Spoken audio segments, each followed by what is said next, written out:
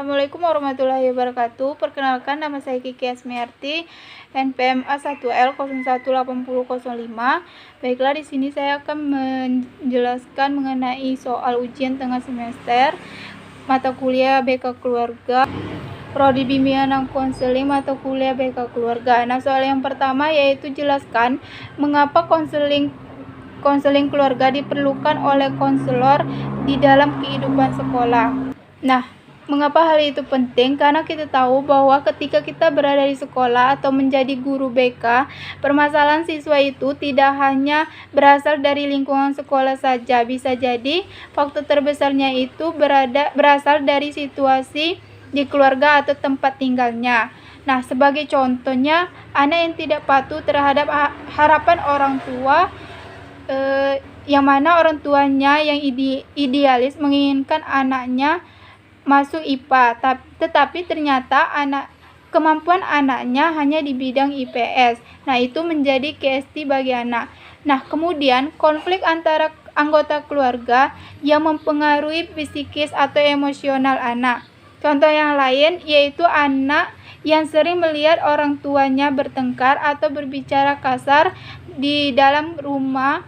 Itu juga bisa mempengaruhi perilaku anak ketika berada di sekolah. Nah, kemudian perpisahan anggota keluarga. Seandainya ayah dan ibunya mengalami keretakan dalam keluarga dan psikologi anak merasa tidak menerima sehingga mempengaruhi perilakunya tersebut. Nah, dari beberapa permasalahan tersebut tidak bisa kita pungkiri bahwa KST bagi klien atau peserta didik kita di sekolah itu sangat penting, bahwa kita harus melakukan konseling dengan melibatkan anggota keluarga yang lain. Nah, soal nomor 2 yaitu mengenai jelaskan definisi dari perkawinan dan juga keluarga. Nah, perkawinan di sini dapat didefinisikan bahwa ikatan lahir batin antara seorang pria dengan seorang wanita sebagai pasangan suami istri dengan tujuan membentuk keluarga atau rumah tangga yang bahagia kekal berdasarkan ketuhanan Yang Maha Esa. Nah, perkawinan ini menjadi salah satu ibadah yang mana bertujuan untuk menjadi keluarga yang sakinah, mawaddah, dan warohmah. Nah, sedangkan definisi keluarga dapat kita ketahui bahwa keluarga adalah satuan terkecil dari masyarakat yang terdiri dari ayah, ibu, dan anak. Nah, menurut Departemen Kesehatan RI tahun 1988 itu keluarga adalah unit terkecil dari masyarakat yang terdiri dari kepala keluarga dan beberapa orang yang berkumpul serta tinggal di suatu tempat di bawah satu atap dalam keadaan saling bergantung. Nah, soal nomor 3 itu dalam menghadapi era globalisasi, peran bimbingan dan konseling keluarga khususnya di Indonesia cenderung sangat dibutuhkan baik dalam setting sekolah maupun di masyarakat. Nah, yang pertama itu kemukakan alasan berdasarkan referensi yang Anda temukan baik melalui buku maupun internet. Nah, yang B itu kemukakan pula beberapa kemungkinan yang menjadi hambatan terselenggaranya konseling keluarga baik ditinjau dari pihak konselor maupun keluarga sebagai sistem. Nah, alasannya karena kita tahu bahwa banyak sekali permasalahan atau keganjilan yang terjadi tidak hanya berasal dari lingkungan masyarakat atau di lingkungan sekolah saja.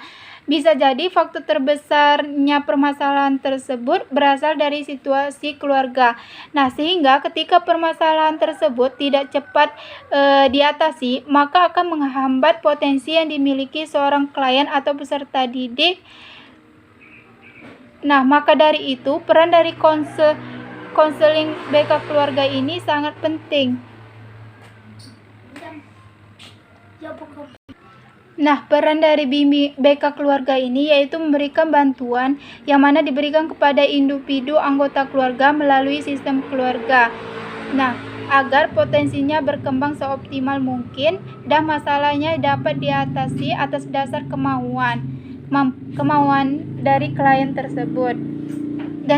Dan juga sehingga anggota keluarga ini dapat menyadari tentang fakta jika satu anggota keluarga bermasalah, maka akan mempengaruhi kepada persepsi, ekspektasi, dan juga interaksi antara anggota-anggota yang lainnya.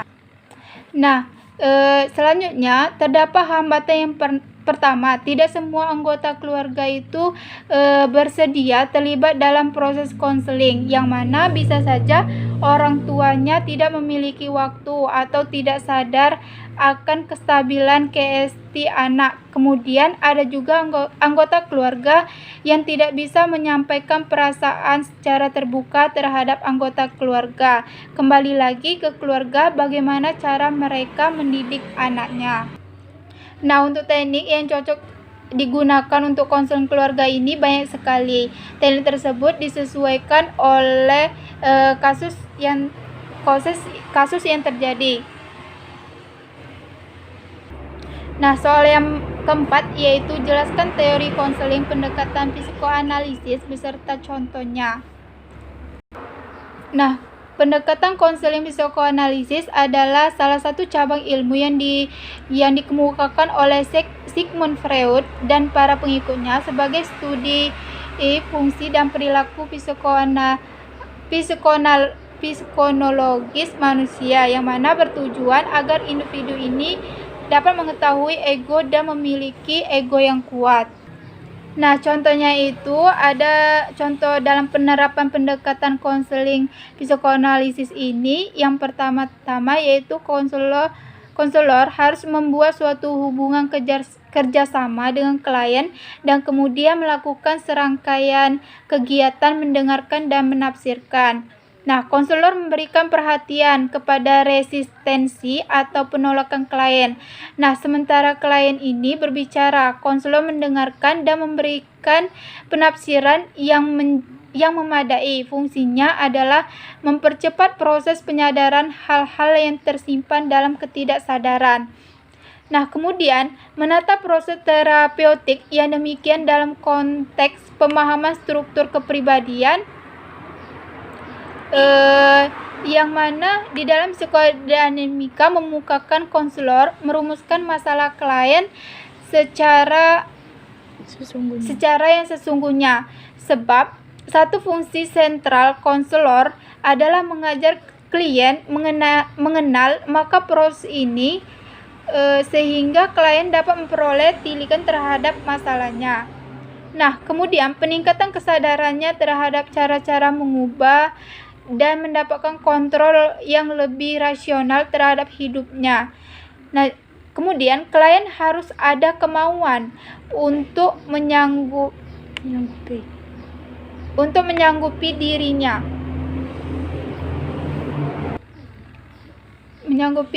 sendiri untuk melakukan proses terapi dalam jangka panjang. Nah, setiap pertemuan itu biasanya berlangsung 1 jam setelah beberapa pertemuan tatap muka dengan konselor. Nah, kemudian soal nomor 5 yaitu mengenai jelaskan teori terapi Gestalt dan terapi behavioral beserta dengan contoh analisis kasusnya. Nah, pendekatan Gestalt merupakan bentuk terapi perpaduan antara eksistensial dan humanistis dan fenomenologi sehingga memfokuskan diri pada pengalaman klien. Nah, dengan memadukannya dengan bagian-bagian kepribadian yang terpecah di masa lalu. Nah, kemunculan terapi Gestalt ini dipelopori oleh Friedrich Perls. Menurut pandangan Gestalt, itu untuk mengetahui sesuatu hal kita harus melihat secara keseluruhan, karena bila hanya melihat pada bagian tertentu saja, kita akan kehilangan karakteristik penting lainnya. Nah, contoh kasusnya yaitu mengenai kecemasan pada remaja. Nah, pendekatan behavioral ini telah memberikan penerapan yang sistematis tentang prinsip-prinsip belajar dan pengubahan tingkah laku ke arah atau dengan cara-cara yang lebih adaptif. Nah, contohnya yang lain yaitu klien ibu rumah tangga yang sering mengalami pertengkaran karena cemburu.